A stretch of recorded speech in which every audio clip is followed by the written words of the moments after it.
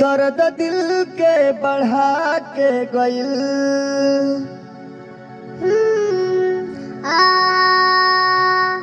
दर्द दिल के बढ़ा के गइल, दर्द दिल के बढ़ा के गइल।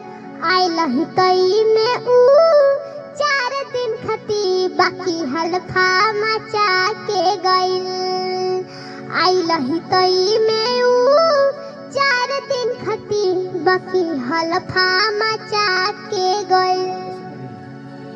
रोग वैसन धरा के गइल, रोग ऐसन धरा के गइल।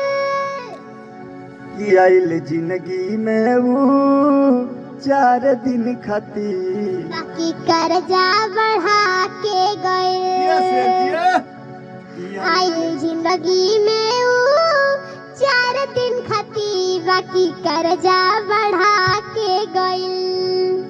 ओहो आइलही तई में वो 4 दिन खती बाकी हल्फा मचा के गइल। कि दर्द दिल के बढ़ा के गइल, रोग वैसन लगा के गइल।